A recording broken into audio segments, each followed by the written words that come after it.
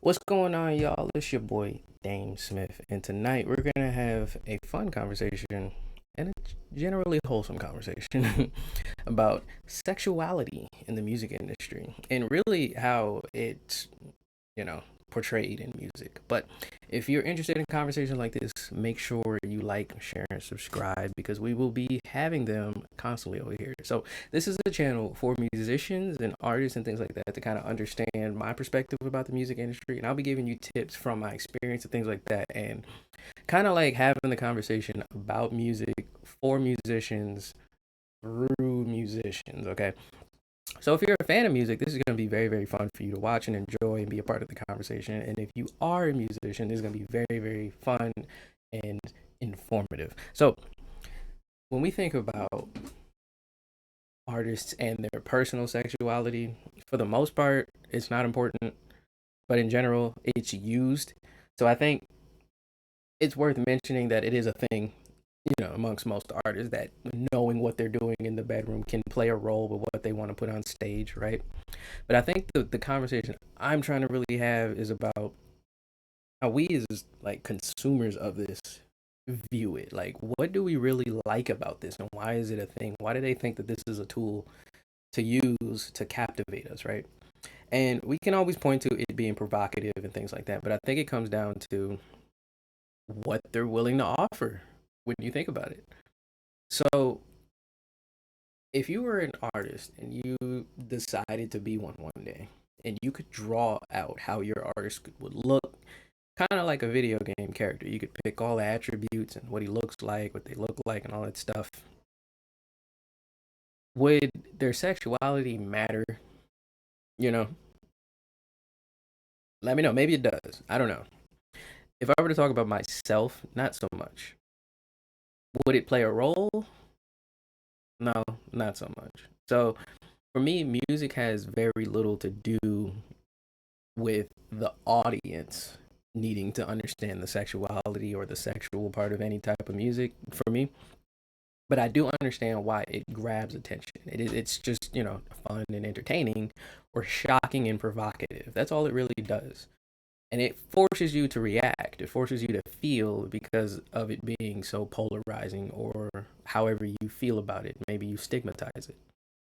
And so when you are an artist and you want to use it as a tool, how should you use it, and what is the point? Like, why should you put this in your music, your rap, your song, or your music video?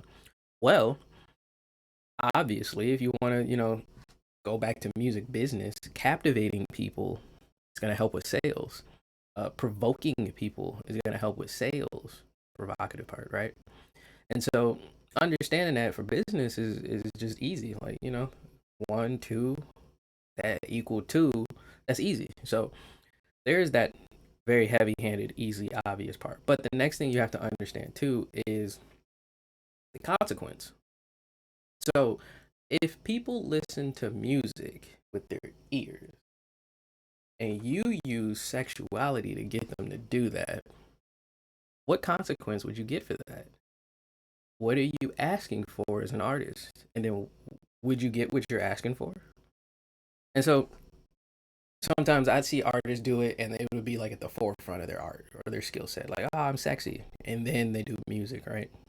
Or maybe it's like way, way in the back where they want to really be good at something they're doing and they just happen to be sexy, right? And so either way you choose, what do you want? Why should we care? You know? And I think when I see this, I've noticed many artists don't explain it to the audience, and they don't need to.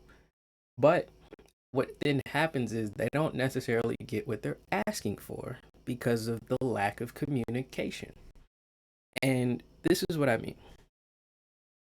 If a woman is singing a song and she's standing on stage, it's just her, you hear the music, there is a band, it's live, and it's pitch black, and there's a spotlight beaming on her, and she looks gorgeous. Whatever you envision in your mind, close your mind and just envision a woman where you would just bite your lip when you see her. Okay, that woman, she has immense like pressure as far as making you captivated with her look, meaning it has to do it.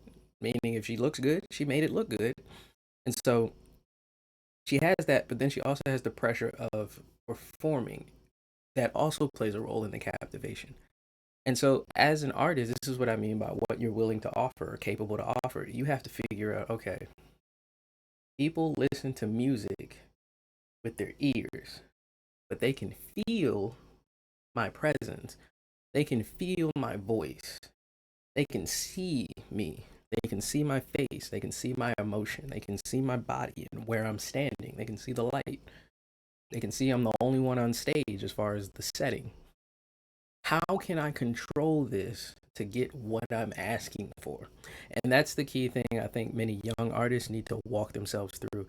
You almost need to write it down on paper, because if you don't sit and really like control this for yourself, you're going to wind up doing things that are feel natural to you, but they might not get you the results you want. So, in our example of a woman on stage, what does that mean? So I'll give you two versions of the same performance, right? So this woman's on stage, she's gorgeous and she's performing, and whatever dress she's wearing, in the middle of the performance, she just strips naked, just fully nude.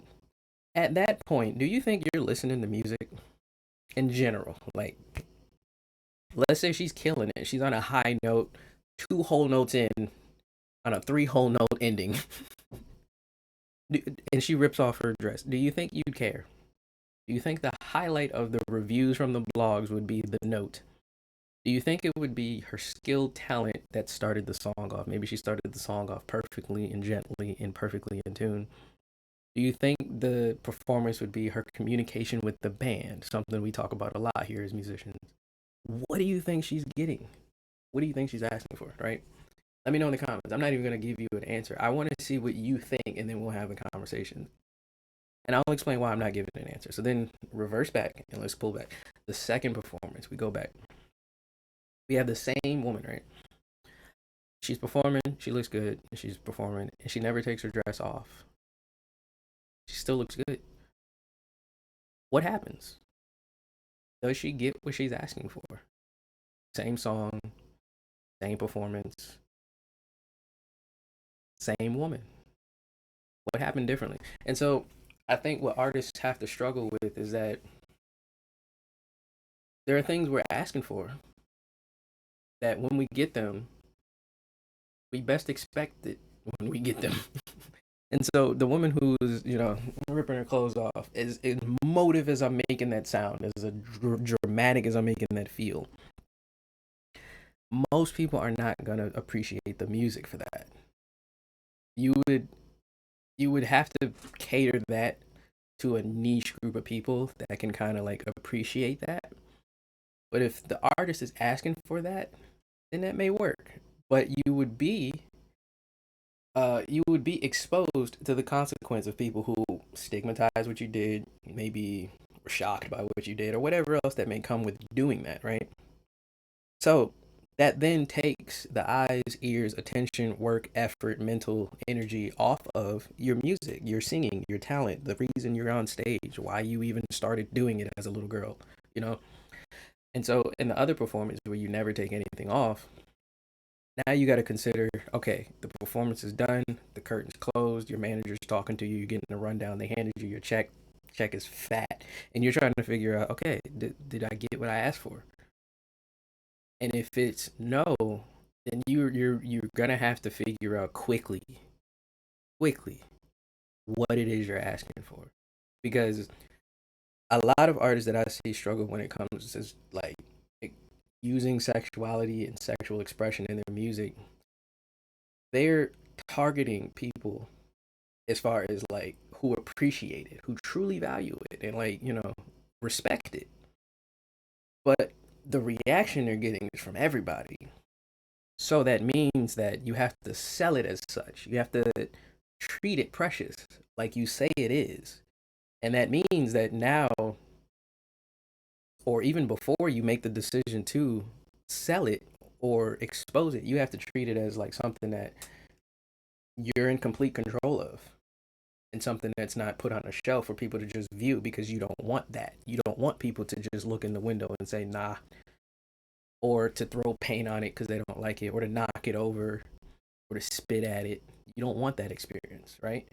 You want the experience of people to appreciate, value, and respect. So very few people that do that. Very few people, and you got to convince even them to get it done.